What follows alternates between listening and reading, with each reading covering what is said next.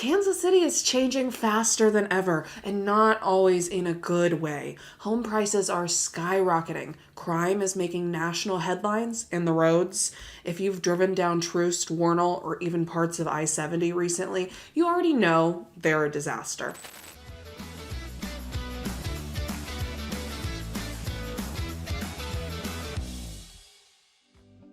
Hey, we're Kat and Melanie with the 𝗟𝗧 Group Realtors, and today we're breaking down the biggest challenges facing Kansas City: rising home prices, safety concerns, and crumbling infrastructure. But before we dive in, we want to be clear, this isn't about bashing the city. We love Kansas City. There are amazing neighborhoods, job opportunities, and plenty of reasons to move here. But if you're thinking about buying a home, starting a business, or moving to Kansas City, you need to know the full picture. Because here's the real question. Is Kansas City actually fixing these issues, or are we just watching things get worse? Today, we'll cover what's happening to the housing market, which neighborhoods are improving or getting worse, why Kansas City's infrastructure is in such bad shape, and whether the city is actually headed towards growth or decline. Stick around until the end, because while some of these issues are concerning, there's also some surprising good news about where the city is headed. Let's start with one of the biggest shifts we're seeing right now: the housing market. Kansas City used to be one of the most affordable metro areas in the entire country. Just 5 years ago, you could buy a move-in ready home in Overland Park for around $325,000, and a fixer-upper in Raytown or Independence for $120,000. But today, the same house in Overland Park will easily sell for $450,000 or more. And that Raytown fixer-upper, you'll be lucky to find anything under $225,000. And that's with multiple offers. Even outside the most competitive areas, home prices have surged. In Lee's Summit, the average home price is now $400,000, with multiple offers on nearly every listing. Shawnee, once a quiet, affordable suburb, has seen prices jump 15% in just the last year alone. Meanwhile, Raytown and Independence historically have some of the most affordable cities in the metro, are experiencing price increases that far outpace local wage growth. And if you think renting is a better option, think again. A one-bedroom in Westport now rents for around $1,800 a month. In the Crossroads, luxury apartments are creeping past $2,400 per month, and even North Kansas City has seen rental rates increase by 10 to 15% per year. So, why is this happening? One of the biggest reasons is that investors are taking over the market. Hedge funds and out-of-state buyers are snatching up entire neighborhoods, turning single-family homes into long-term rentals and pushing out local buyers. In neighborhoods like Brookside and Waldo, it's common for homes to be sold off-market before they even hit Zillow, because large investors are coming in with all-cash offers that local home buyers just can't compete with. But this isn't just a Kansas City problem. We've seen this pattern happen in Denver, Dallas, and Nashville. And in those cities, home prices doubled in just a few years. If Kansas City follows the same path, today's home prices might seem cheap compared to what's coming. But here's the good news. There are still affordable areas if you know where to look. Places like Belton, Grandview, and the Northland, including Gladstone and Liberty, still have homes under $300,000, though that window is closing fast.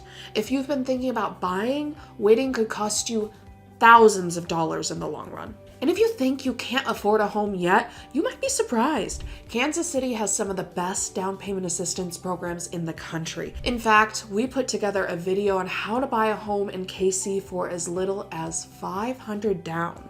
So make sure to check that out when you're done here. But even if you find a great home in your budget, there's another issue that might make you second guess moving here altogether. Kansas City has been making headlines for crime, and not in a good way.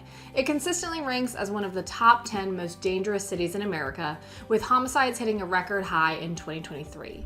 Certain areas are struggling with car thefts, home break-ins, and violent crime, and it's something that anyone considering a move here needs to understand. But let's clear something up. Not all of Kansas City is unsafe. There are some areas where crime is a serious issue, but there are also neighborhoods that are actually getting safer. The most crime-heavy parts of Kansas City are generally east of Troost Avenue, in neighborhoods like Ivanhoe, Blue Hills, and parts of the east side, where violent crime rates are significantly higher than the rest of the metro.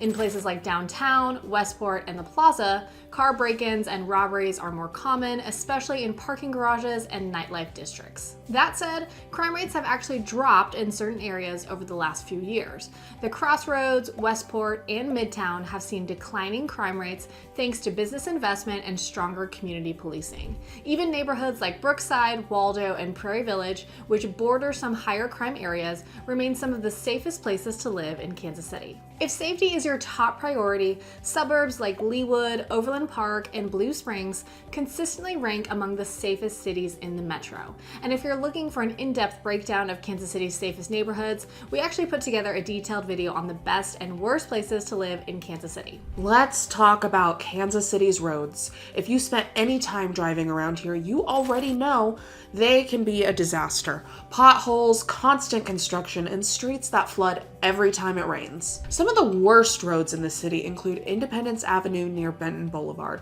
which is constantly patched but never actually fixed. Warnell Road in Waldo feels like you're driving on the surface of the moon, while parts of I-70 and I-35 have potholes big enough to destroy your tires. Despite high property taxes, many roads in older neighborhoods have barely been repaved in decades. Meanwhile, newer areas like Lenexa, North KC, and Overland Park are getting major infrastructure upgrades.